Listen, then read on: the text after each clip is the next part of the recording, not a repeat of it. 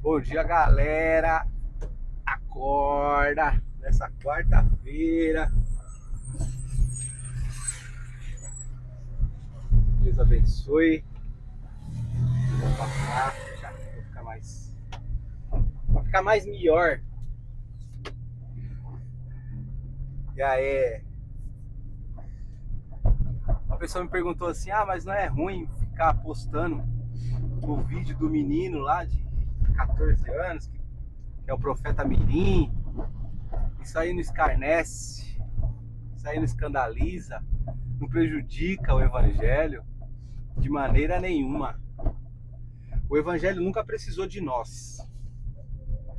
E eu sei que você já deve ter ouvido muitas pessoas falando que Deus precisa de você para pregar o evangelho. Ele não precisa de você. O evangelho não precisa de você. Nós somos dependentes do evangelho. O evangelho é um confronto contra a nossa vida carnal caída, nossos conceitos e princípios e valores errados. Então não tem como o evangelho ser apagado. O evangelho é a plena verdade de Deus, né? E a verdade por si só, ela se esclarece. A verdade, ela não precisa de testemunha, né? E a verdade plena de Deus, quando ela é comparada com a vida de alguém que não vive segundo o padrão de Deus, ela é confrontada. E quando ela é confrontada, você vê que ela não é verdadeira. É como você pegar a nota de 50 verdadeira e uma falsa. Quando você coloca uma do lado da outra, você vai ver qual que é a verdadeira. Então, o importante é se apegar à verdade, não a fábulas. Hoje em dia, a mídia, a rede social, é uma maravilha, é uma bênção. Para mim é uma bênção a rede social. Para mim é uma bênção a televisão. Para mim é uma bênção a internet. É uma bênção. Mas tem um mau uso. Tem, ué. A comida também é mal utilizada. A gente come errado. A língua é boa, a gente usa errado também. Não é? Tudo tem seus excessos.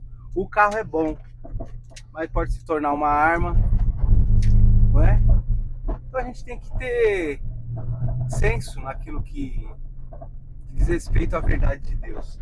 Olha só o que Jesus diz lá em Mateus 5:16.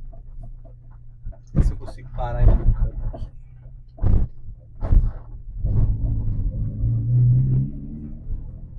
Vou parar aqui só para me ler o texto para você. Mateus 5:16. Diz assim, ó: assim brilhe também a vossa luz diante dos homens, para que vejam as vossas boas obras e glorifique ao vosso Pai que está no céu. Você vê, Jesus aqui ele está falando da luz do mundo, sal da terra. Comportamentos, às vezes duvidosos, não é luz, cara. Só é curioso. Muitas vezes a gente vê pessoas aí que aparecem na rede social. É curioso. Você vai ouvi-lo, você vai ver ali. Mas obras não é. A obra não está resumida num pregador em cima de um palco. Nada disso.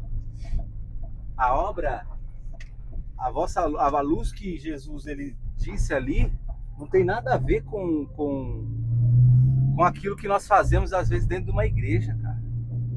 Aquilo que nós fazemos dentro da igreja é uma pequena parte de uma vida nas mãos de Deus. Ele é só uma criança. É só uma criança de 14 anos. Eu tive 14 anos. Quem teve 14 anos vai entender o que eu estou dizendo. Às vezes a gente tem conclusão errada, às vezes a gente julga errada, a gente tem emoções que fala bobagem. É ou não é? Ou você já nasceu madurão, 14 anos você já era o bonitão, certo? Não, 14 anos eu queria brincar, às vezes eu queria fazer piada. Na época da escola é a melhor época que você brinca. Você é menino, ao mesmo tempo que você entende que você é uma pessoa. Então, é uma fase muito boa para se viver. Uma pessoa que tem uma família saudável, com 15 anos, 14 anos de idade, ele tá vivendo a melhor parte da vida dele, cara. É leve, tudo é leve, não tem pressão. Aí pega e enfia uma responsabilidade dessa no menino, Aí você vê o contexto familiar dele, né, dividido. O pai dele parece que não mora com ele, a mãe tem problemas de saúde. Aí joga uma responsabilidade em cima do menino. Ah, mas só que no Antigo Testamento já era responsável, um jovem de 14 anos já era responsável. A cultura daquele tempo não tem nada a ver com as de hoje. Não pode comparar a responsabilidade daquela época. Eu comecei a trabalhar com 11 anos. Minha mãe arrumou um serviço para mim, pro meu irmão. Minha mãe foi numa oficina mecânica lá e mandou meu irmão ir para ajudar o rapaz na oficina mecânica lá com 11 anos de idade. E o cara recebeu de boa, era o mascote e trabalhou lá. Depois ele foi trabalhar numa autopeça. Eu também fui trabalhar com um vizinho que tinha lá. E não existia nenhum mal. Hoje em dia é crime, é não sei o quê. Então, os tempos mudaram. Então, o que ele poderia estar fazendo agora? Ele poderia estar andando com os jovenzinhos da igreja, né? Guardando pro momento certo, porque experiência ele não tem ainda, cara. Eu não estou desprezando o chamado de Deus, o dom de Deus, o talento de Deus dele. Jamais, cara. Jamais eu vou fazer isso, jamais. Porque Deus usa quem ele quer, né? Deus usa quem ele quer. Mas Deus ele age com coerência, tá? Uma coisa é quando os adultos não clamam, né? As pedras clamarão, né? Os pequenos clamarão. Então, ou seja, se não tem ninguém pregando, aí ele vai usar uma criança. Se é uma situação onde a família não dá ouvidos, aí vai usar a vida de um menino. Agora, pagar 10 mil pro menino ir pregar na igreja, quem é imaturo aí? Será que é o menino ou é os pastores que tá pagando para ele pregar nas igrejas? Pagando oferta. Então, cara, suas obras, elas têm que glorificar a Deus, cara.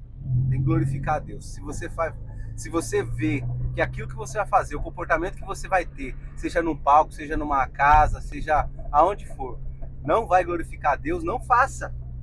Não faça. Então tem que ter maturidade. Tem que ter maturidade. E a maturidade, ela vem com experiências, com a vida. Não adianta falar que um menino de 14 anos tem maturidade. Não é assim, as coisas não funcionam assim. E é isso aí. The King, the Power, nem sei falar línguas dele. E é isso aí, gente. Mas vida que segue, né? Deus é bom, né? Não se escandalize.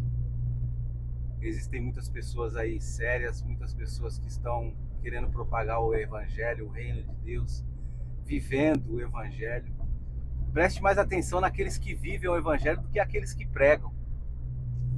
Às vezes, aqueles que pregam só pregam. Só pregam. Mas aqueles que vivem, eles são mais intensos, porque ele não está incomodado em mostrar nada para ninguém, está incomodado em ser. Então, aqueles que estão incomodados em ser algo de Deus, esse sim. Sabe aquela senhorinha do coque, aquele senhorzinho que passa com a Bíblia debaixo do braço, que tem pouca conversa com as pessoas? Esses aí são os caras. Esses aí merecem o respeito. Merecem o meu respeito. E merecem o respeito daqueles que verdadeiramente querem algo para demonstrar e glorificar ao Senhor. E bora! Peguei pesado, né? Mas é isso aí, bora.